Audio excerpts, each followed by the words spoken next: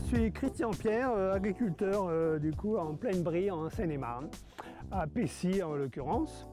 Mais en parallèle, je suis également président du groupement régional des agriculteurs biologiques d'Île-de-France. Le but de cet essai, c'est de pouvoir démontrer qu'on peut faire des cultures de type industriel en bio sur des surfaces assez conséquentes, puisque ici nous avons une plantation de 20 hectares qui va normalement nous produire dans les 250 tonnes de haricots verts et qui de ce fait va pouvoir alimenter en partie d'ailleurs la restauration collective.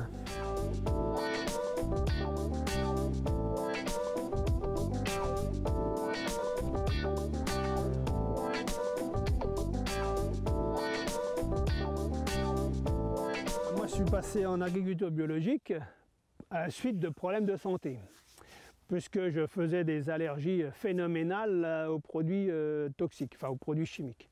Ce qui fait qu'en 1999, j'ai basculé en bio sur 300 hectares.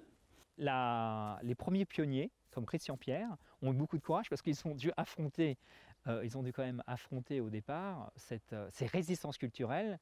Il fallait accepter que les champs de blé présentent un peu de chardon, du vulpe. Nombreux étaient ceux qui me qualifiaient d'un peu fou.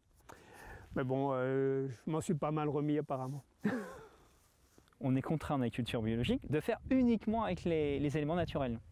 Donc on connaît bien son sol et tout, et on dit toujours dans l'agriculture biologique, et le plus sûr moyen de remettre l'homme au milieu de la nature. Et c'est vraiment extraordinaire. Et vous avez un sentiment d'accomplissement. Vous dites, sans intrants extérieurs, sans engrais de synthèse, sans produits phytosanitaires, vous arrivez à produire. J'en avais marre des recettes de cuisine en conventionnel, parce qu'on avait des techniciens qui passaient, puis qui...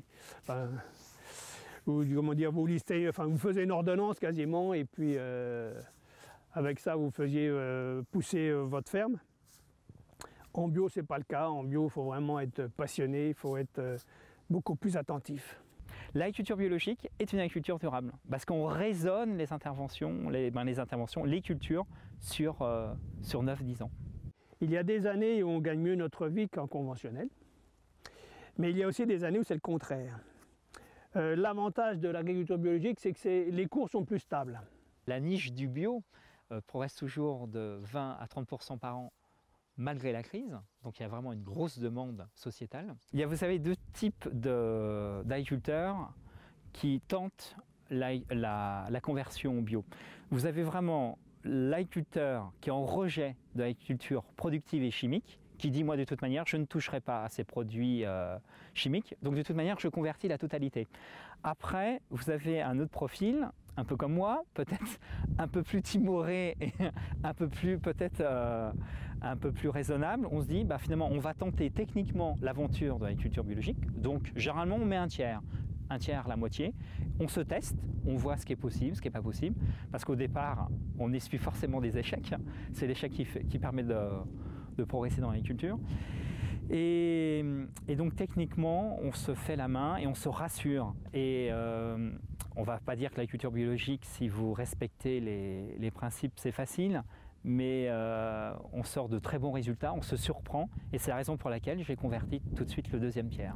Et l'objectif, dans 3 ans, on finira de convertir la totalité de l'exploitation.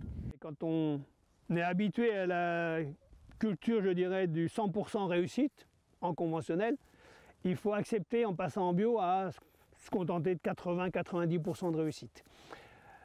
Ça ne se fait pas du jour au lendemain. Il faut vraiment y être très préparé. Le petit problème que l'on rencontre à ce niveau actuellement, c'est que la marge en réalité est plutôt faite par les industriels ou par le business que par l'agriculteur. Et c'est contre ça qu'au GAB on travaille actuellement. Le but final serait d'avoir une unité de transformation de légumes, propriété des agriculteurs et au bénéfice des agriculteurs. En bio, nous sommes à un moment ou à un autre, il y a forcément des interventions manuelles. Donc on embauche des saisonniers agricoles, surtout l'été. Le fait d'embaucher des saisonniers crée du lien social, c'est très drôle. Donc on travaille surtout avec des étudiants locaux. Ça leur permet aussi de découvrir leur campagne de proximité. Il m'a dit bon, tu veux venir travailler? J'ai dit pas de souci, j'ai déjà fait les vendanges. C'est vrai que c'est quand même une expérience, étant donné qu'on est dans les champs. C'est dur physiquement, mais au final, on rigole plutôt bien. Et puis, c'est sympa de savoir que ce qu'on va faire, c'est utile. Au début, on se rend compte que c'est plutôt compliqué. On ne différencie pas forcément tous les pieds des haricots avec toutes les plantes différentes.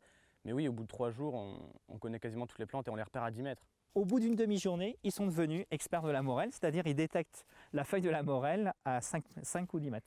Sur le papier, la culture d'haricots verts doit être plutôt facile puisque c'est une légumineuse, c'est une plante qui fixe elle-même l'azote de l'air avec les nodosités. Donc le défi, c'est de tenir le champ d'haricots propre. Donc avant de semer, début juin, on fait des faux semis. On passe plusieurs coups de RC trille pour faire lever les mauvaises herbes. On va dire, on a supprimé à peu près 85 à 90% des adventices. Et il reste quand même un petit coup de manuel, un petit coup de désherbage manuel à faire. Celui qui fait preuve justement de bon sens paysan, il doit tenter l'aventure du bio.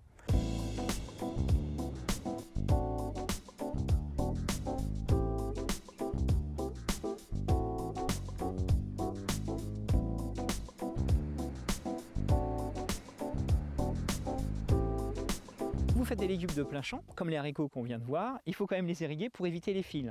Donc on a entre 1 à 3 passages d'eau. Là ici vous avez une petite mare avec un collecteur de drains. Il nous est venu l'idée de créer ce bassin collinaire pour récupérer les eaux hivernales. Ici sur la ferme de Chantemerle, nous accueillons le CEMAREF, maintenant qui s'appelle l'ISTEA, depuis 12 ans. Et ils ont instrumenté ce bassin collinaire pour démontrer le côté épuration de l'eau grâce au bassin collinaire. Ça présente tous les avantages. Donc moins d'énergie pour irriguer, moins de stress pour la plante parce que c'est de l'eau chaude, et en plus vous purifiez les eaux que vous stockez l'hiver. C'est que du bénéfice. L'aventure du bio est plus facile. Pourquoi? Déjà, nous, on bénéficie de l'expérience de ces pionniers, comme Christian-Pierre. Les choses se sont beaucoup améliorées d'un point de vue technique. Il y a eu quand même une prise de conscience au niveau de l'accompagnement technique dans le monde agricole. Et aujourd'hui, vous avez des nouveaux outils qui viennent de sortir. On devient de plus en plus pointu. Nous, on a des bineuses avec une caméra numérique. Peut-être il faut retrouver des nouveaux critères, notamment peut-être que le bon agriculteur, c'est celui qui préserve son sol, qui préserve l'environnement en général, l'eau, l'air. Et là, il faut changer des critères. Moi qui ai tenté l'aventure il y a 7 ans du bio, j'ai moins de mérite que les pionniers il y a moins de temps. On se heurte à moins de résistance culturelle. Aujourd'hui, tout devient possible.